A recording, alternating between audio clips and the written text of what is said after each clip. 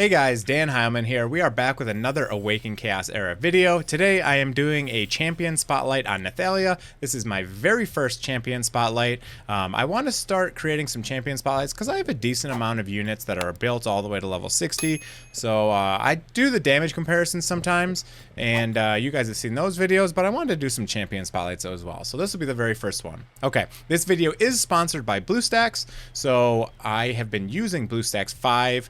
The Pi version, 64-bit, you can see up here in the top left, BlueStacks 5, Pi 64. I've been using it ever since closed beta test. It has been the most stable emulator for me personally out of any of the emulators I've tried. I've tried Nox Player, LD Player, and BlueStacks, but for Awaken Chaos Era specifically, BlueStacks has been the most stable for me. So I will have my affiliate link down in the description. If you want to try BlueStacks and download Awaken Chaos Era, go ahead and feel free to use that. It will not cost you anything, but it will help me out and my channel. So I would appreciate the support if you could use my download link. Okay.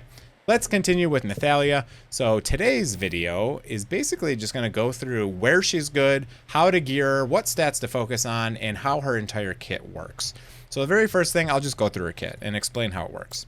Okay, her trait, for every positive buff, this character has their abilities affect one extra enemy. That just means for every buff, she's going to hit an additional target. She is a single target unit, but with buffs, she is able to hit more targets. Also, when you ascend her, it basically gets 10% more damage for each buff. This is huge. This actually scales like crazy.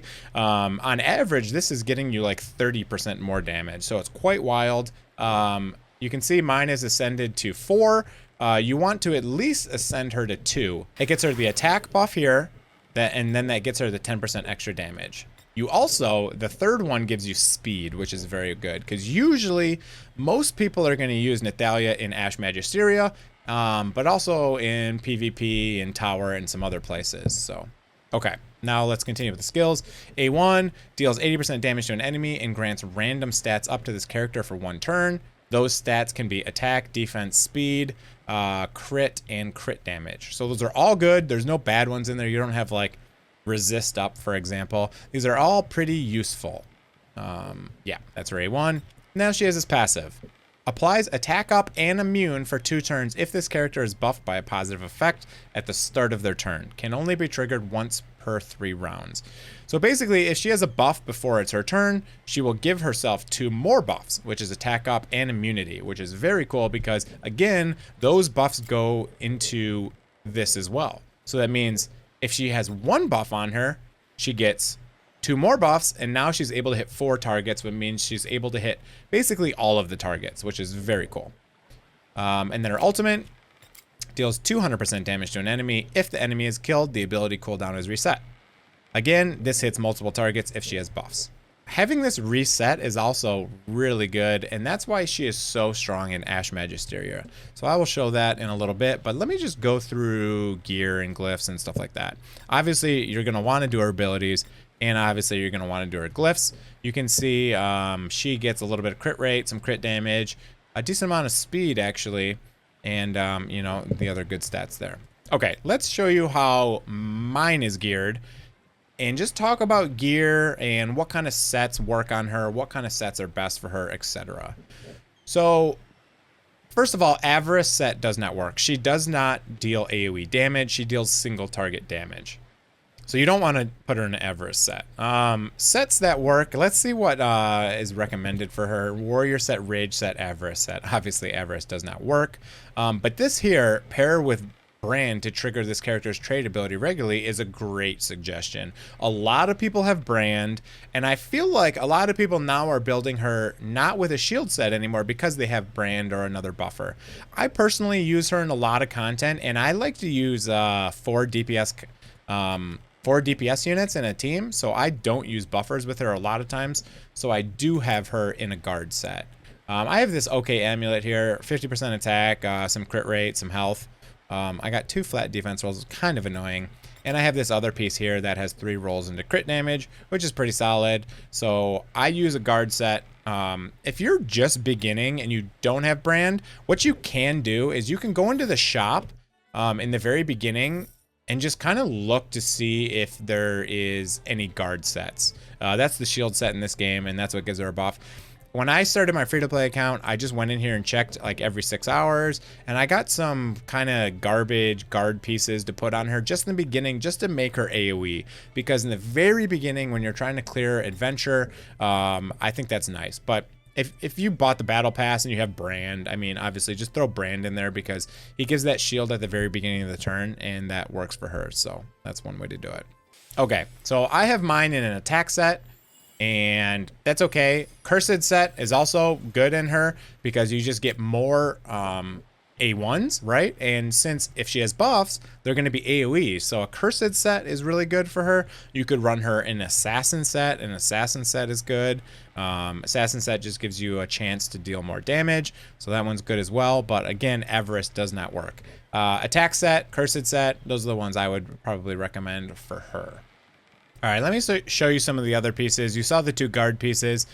Boots, if you need the speed, go for speed. Otherwise, run attack percent. Ash Magisteria, the boss is 140 speed, so you just need to be somewhere over that. Let's see, am I like way over that? Yeah, I could lose 30 speed, but unfortunately, that means I would still need 20 speed in my subs. So I'd have to run like a speed set or get a couple speed attack rolls, speed sub rolls.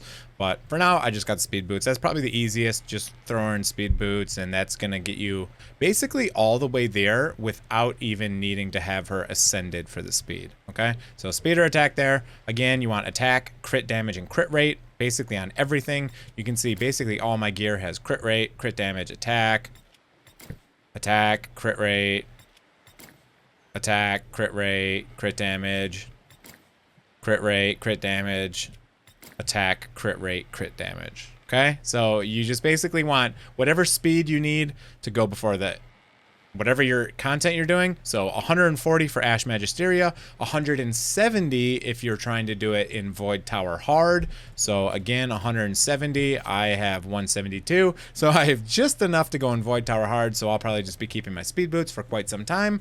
But yeah, basically for stats, you want 100% crit rate, as much crit damage and attack as you can, and 140 or 170 speed if you're trying to do for Void Tower hard, okay? 4,000 attack, 250 crit damage is plenty for Ash Magisteria 12 with 140 speed, and that's all you need.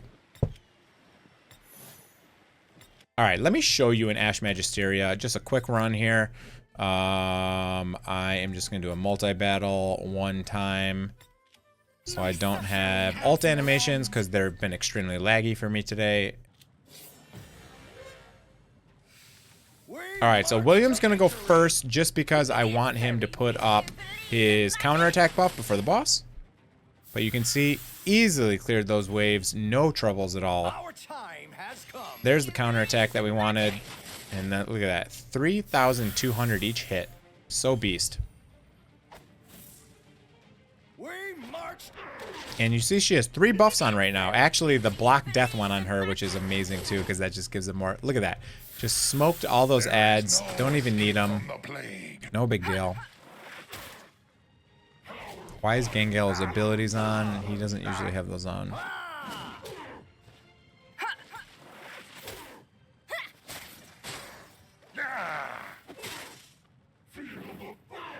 Boss damage is mostly from poisons, but she still does solid chunks, even single target there. She is just hits so hard.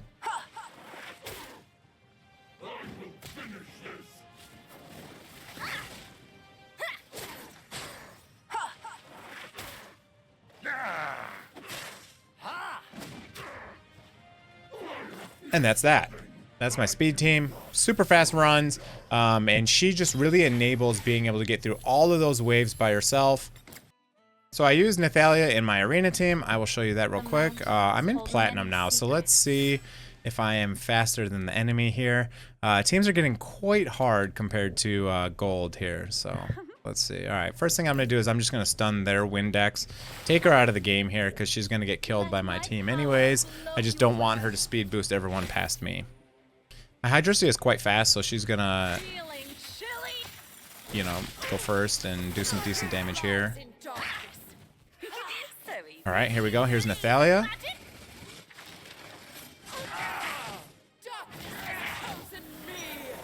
I don't know why Nathalia's not critting. She's got a 100% crit rate. You don't stand a chance against me. Feel my wrath. Do you believe in magic?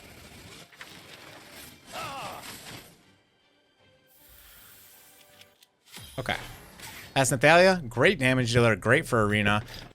Another place I use her is Void Tower. I use her a lot in Void Tower. I just posted a video actually today about my team I used to basically clear this entire stage, and she was one of the people I use in there. I think she's really good for Void Tower. She does a lot of damage.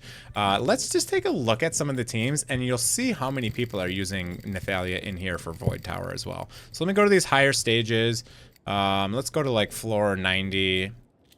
Look at this. Nathalia, Nathalia, Nathalia, Nathalia, Nathalia, Nathalia, Nathalia, Nathalia. Okay? So lots of Nathalias going on in the Void Tower. She's just so strong because she has a 200% multiplier on her ultimate, and she can hit multiple targets. The highest multiplier for AoE damage, I think, in the entire game is 120%, maybe 100%. Hydrissia is only 100%, so there's a huge difference between the damage Nathalia can do and the damage someone like Hydrissia can do in AoE attacks. So that's why she is so strong.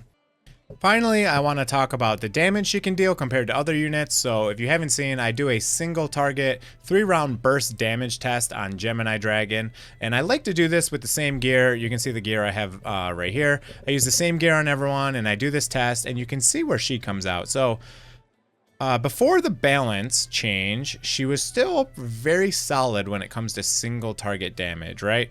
You can see here, that was only at A1. I had not ascended her to a second ascension yet.